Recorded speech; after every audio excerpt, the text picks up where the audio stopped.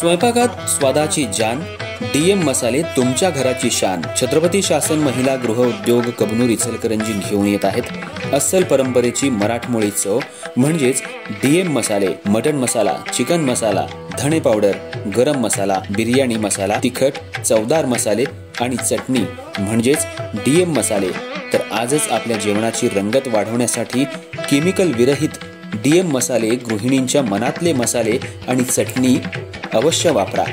DM मसाले महिला बचत गटाद्वारे करणारे स्वच्छ माफक दरामध्ये म्हणजेच डीएम मसाले. संपर्क दिव्याताई मगदूम, मोबाईल 91 30 80 22 55.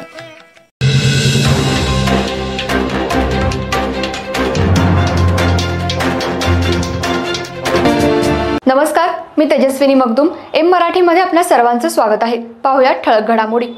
कोकण परिसरामध्ये गेल्या 7 ते 8 दिवसात वादळी वाऱ्यासह पाऊस पडत असल्यामुळे आंबा बागायतदारांचं लाखो रुपयांचं नुकसान झालंय.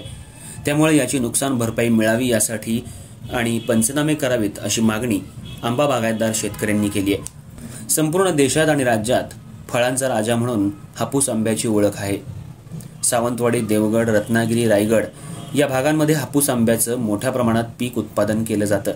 पण गेल्या 8 दिवसांपासून मोठ्या प्रमाणात वादळी वाऱ्यासह पाऊस कोकणामध्ये पडत असल्यामुळं आंबा बागायतदार शेतकऱ्यांचं मोठं नुकसान झालंय.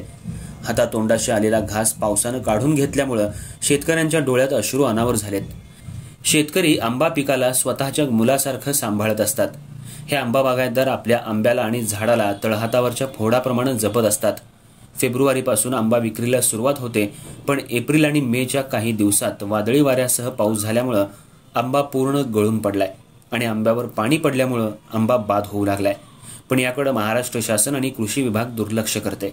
जसं कांदा, ऊस, सोयाबीन आणि इतर पिकांना पंचनामे करून त्याची नुकसान भरपाई शासन देतं, पण आंब्यावर पाऊस पडल्यानंतर शासन याकडे पंचनामा देखील करत नाही किंवा नुकसान किती झालं आहे हे पाहण्यासाठी सुद्धा कुणी येत नाही. शासनाचा असा दुजाभाव का? आंब्यावर पाऊस पडल्यामुळे आंब्याच्या बागांमध्ये खराब झालेल्या आंब्याचे ढीग लागलेत. उरलेला आंबा पाठवण्यासाठी आंबा बागायतदारांची मोठी धावपळ सुरू आहे. ज्या मिळेल त्या दरानं आता शेतकरी आंबा विकतोय, पण हा आंबा घेण्यासाठी कुणी येत नाही. पाऊस पडल्यानंतर आंब्याचे दर मोठ्या प्रमाणात कमी होत असतात. आता मे महिन्याच्या अखेरीस आंब्याचा सीझन कमी होत असतो. एप्रिल, मे, जूनमध्ये आंब्याच्या उत्पादनात मोठी वाढ होत असते, पण पाऊस पडल्यामुळे उत्पादनात मोठी घट झाली आहे. त्यामुळे आंब्याला जो दर मिळणार होता तो दर आता शेतकऱ्याला मिळणार नाही. त्यामुळे शेतकरी हवालदिल झालाय.